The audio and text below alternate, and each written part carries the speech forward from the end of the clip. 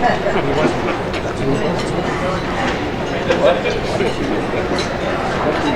done, Charles. I only want to make one correction. Steve Bosley, Regent Steve Bosley is here, and I think we all recognize him.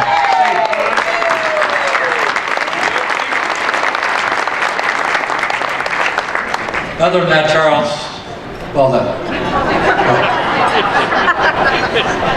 Charles mentioned we have two very special people to recognize here tonight, Bob and Judy Charles, but we actually have a third person. And this person remained anonymous until, and will remain anonymous until a couple minutes from now. But we are honoring three people.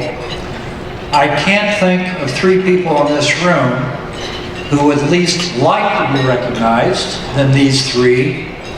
But I also can't think of three people who've done more for Imagine than these three people. So Bob and Judy, you know about.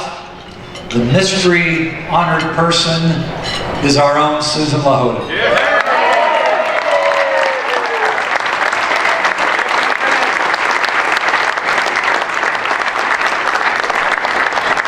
So I'll start first with Susan and recognize her. She was a founding force behind the Imagine Foundation as the executive director for 14 years, beginning in 2000. And Susan, for those who know her, and if you don't know her, her style of being understated, behind the scenes, couldn't have served the launch of the Imagine Foundation better. Her accomplishments are extreme. She recruited Bob to be the first president of the foundation board. That in itself was an amazing accomplishment. But she, along with the initial 6 volunteers that built the foundation, raised $6 million over that 14-year period. Also was at the launch of the 2 smart homes, which you'll hear more about, but the first 2 smart homes in the country that have just been amazing residences for clients of Imagine. She started this event, the Imagine Celebration, 14 years ago. And so here we are, 532 people. Susan started it all. So please stand and help me recognize Susan for all she's done for Imagine.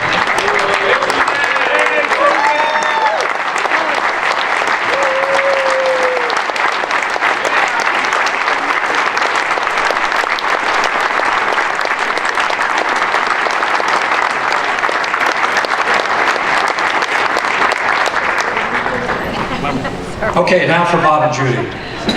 This could get very lengthy, but I'll try to keep it somewhat contained here.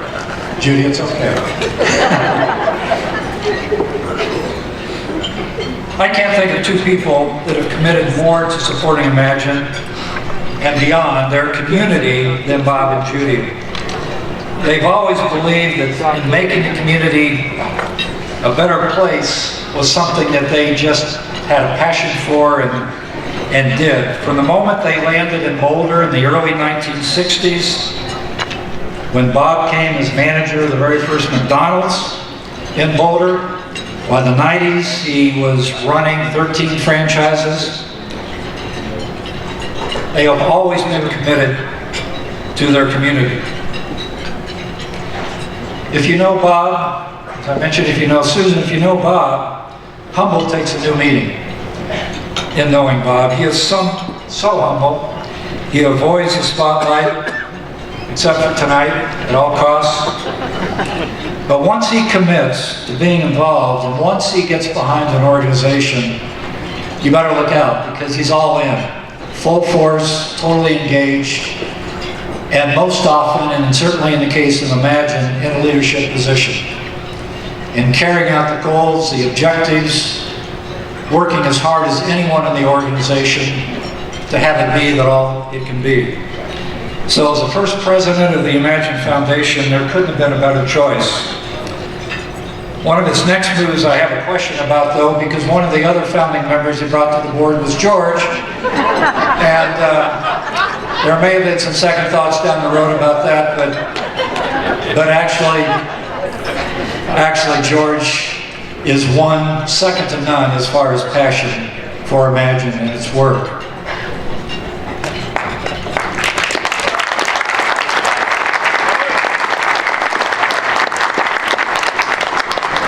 When I think of Bob, I think of values that just are the highest quality. Mention humility, as being such a humble man. Trust, utmost integrity, the highest of ethical values. These are the defining traits of Bob. And you see that again in everything he touches and everything he gets involved in.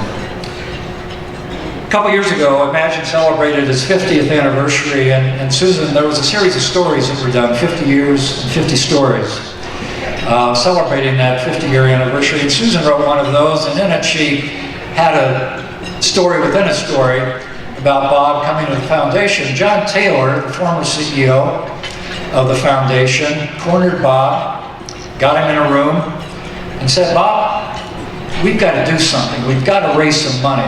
Federal cutbacks are taking place. The demand for service is growing. We need to address more and more clients who are developmentally and cognitively disabled. We need your help." And Susan's story, Bob looked around the room and said, "Well, John, I guess the we part is me." And so with that, Bob jumped in, again full force with the foundation.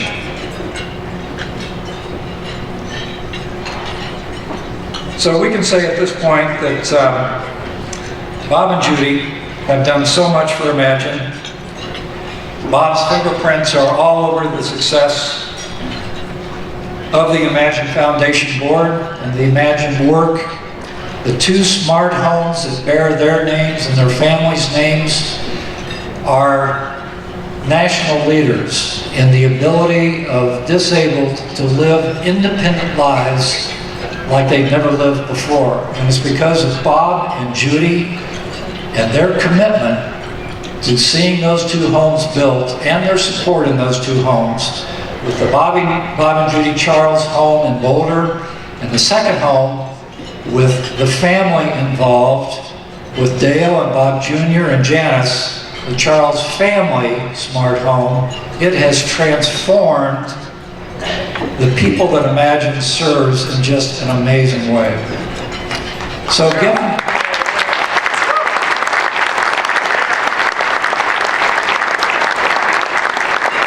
given all that, let us recognize Bob and Judy as a team that has and continues to give so much, not only to Imagine, but to our community. We now actually have a video that has been made that we're going to see, and there are several people in that video who give their own testimonials about Bob and Judy and their work with Imagine, and so we will roll that now. Hang in there, Bob. It'll be over. So we'll see the video now.